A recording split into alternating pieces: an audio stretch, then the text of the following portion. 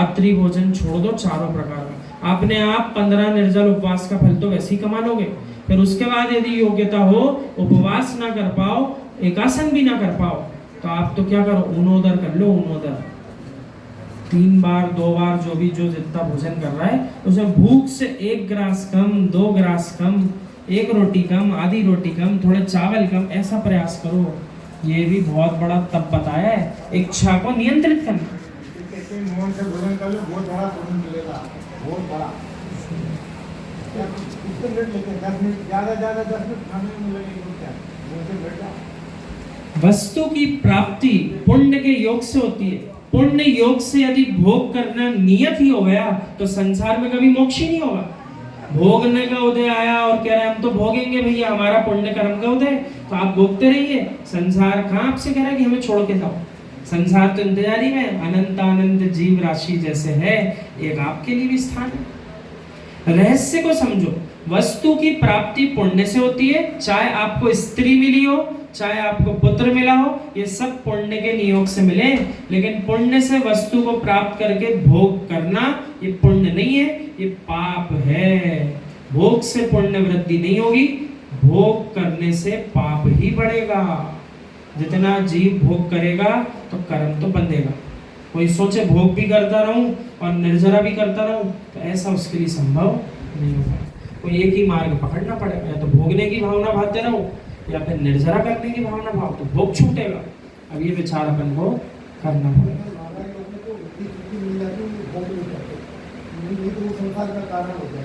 हाँ, उपयोग नहीं कर रहे, वो भी बात है, बराबर। किसी प्रकार का मंत्र सिद्ध हो गया, अब क्यों नहीं लग रहा उस काम में? क्योंकि जो सामायिक बताई, जो 6 आवश्यक बताए, वो कब करेंगे आप? क्योंकि संसारी जीव तो कैसा है, वो पता भर चल जाए कौन से महाराज जी चमत्कारी है। फिर आप देखो, हमारी नगर में रुको महाराज जी, 1 चतुर्मास नहीं 3-4 चतुर्मास करो, यही रहो। लेकिन आप सबके दुख दूर कर दो। आप वो दुख दूर करने बैठेंगे तो उनके दुख यथावत बने रहेंगे, वे अपनी दुख दूर नहीं कर पाएंगे। आपके दुख दूर करने में लग गए, उनकी दुख बने रहेंगे, इसलिए वैसा नहीं करते। वस्तु का भोग बंध का कारण है कि निर्जरा का कारण है? अकाम निर्जरा होगी, जिस निर्जरा में मोक्ष का कोई प्रयोजन नहीं है। 2 प्रकार की निर्जरा बताई ना, सकाम निर्जरा, अकाम निर्जरा। भोग करने से सविपाक निर्जरा होगी, अविपाक निर्जरा नहीं होगी। अब देखो ऐसा होता है, कोई भी जीव किसी भी समय भोग कर रहा हो अथवा ना भी कर रहा हो, तो दोनों स्थिति चल रही है, दोनों स्थिति चल रही है। नए कर्म का बंध भी चल रहा है क्योंकि शुद्ध में नहीं है, और दूसरी बात निर्जरा भी चल रही है। लेकिन भोग भोगने पर कर्म का बंध विशाल पर्वत के समान हो रहा है, और जो उस क्षण तत्क्षण की जो निर्जरा होना थी, वो बहुत सूक्ष्म राई के दाने के समान है, वो तो होनी ही थी। तो निर्जरा तो हो रही है, लेकिन निर्जरा इतनी छोटी है और कर्म का बंध विशाल शिखर के समान है। तो फायदे का सौदा है कि नुकसान का सौदा है? और वही जो जीव भोग करने के समय में भोग ना करने के परिणाम बना रहा है, ऐसा विचार कर रहा है मुझे नहीं भोगना, टाल रहा है, तो वो विशाल शिखर के समान निर्जरा कर रहा है। और जो उसको अल्प बंध हो भी रहा है, तो बहुत न्यून है, संसार की स्थिति घटाने वाला है। ऐसा होता है कि नहीं? इसी पद्धति का पालन करके तो आज तक सारे तीर्थंकर, सारे केवली भगवान अनंत सिद्ध हुए हैं। भोग के काल में भी भोग की तरफ ध्यान नहीं दिया, और यही काम तो एक सच्चा श्रावक श्राविका करते हैं।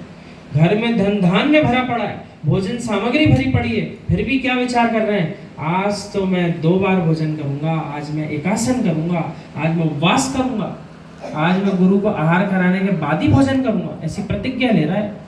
तो ये प्रतिज्ञा लेना वृत्ति परिसंख्यान नाम का व्रत है। श्रावक को मना नहीं किया कि आप कोई नियम लेके मत बैठना, लो वृत्ति परिसंख्यान भी 12 तप में से एक तप है। नियम लेकर के बैठो, मन में कुछ संकल्प लो। कैसा संकल्प लो? सबसे सरल संकल्प तो यह है, जब तक हमें हमारी गृहस्थी का कोई जीव सा आदर निमंत्रण नहीं देगा, तब तक हम भोजन ग्रहण नहीं करेंगे। क्या हुआ है? पहले बेचारा डांट खा रहा है, झगड़े हो रहे हैं और खाता भी चला जा रहा है, तो वो अमृत बन रहा है कि विष बन रहा है? वो कोई काम नहीं आएगा वो भोजन। क्योंकि आचार्य भगवंतों के श्रीमुख से सुना है जितनी सुंदर आहारचर्या होती है, अगले 24 घंटे जब तक अगले आहार नहीं होते तब तक की सारी चर्या क्रिया उस भोजन की शुद्धता पर निर्भर करती है। कितने विशुद्ध परिणाम बन पाएंगे कि नहीं बन पाएंगे। क्यों? क्योंकि पुद्गल का पुद्गल पे भी प्रभाव पड़ता है, पुद्गल का चेतन पे भी प्रभाव पड़ता है, चेतन का पुद्गल पे भी प्रभाव पड़ता है। यदि ऐसा नहीं होता तो मंदिर जी में आके दर्शन करना बंद कर दो।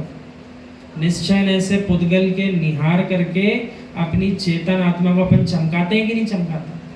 किसके दर्शन करेंगे? पुद्गल का चेतन पर प्रभाव पड़ता है कि नहीं पड़ता है? और पुद्गल का पुद्गल पे भी पड़ता है। सबका एक दूसरे पे फर्क पड़ रहा है निमित्त रूप से। निमित्त नैमित्तिक संबंध कहलाता है ये। निमित्त नैमित्तिक संबंध को भी जो पूरी तरह से क्या कह रहा है, ये तो होता ही नहीं, इसका तो कोई महत्व नहीं, वो भी अज्ञानी जीव है। और जो मात्र निमित्त नैमित्तिक को ही पकड़ के जी रहा है, जो अपने अंतस में जाने का भाव नहीं बना रहा, निमित्त तो कोई ढूंढ रहा है, कोई मिल जाए मुझे, वो भी अज्ञानी है।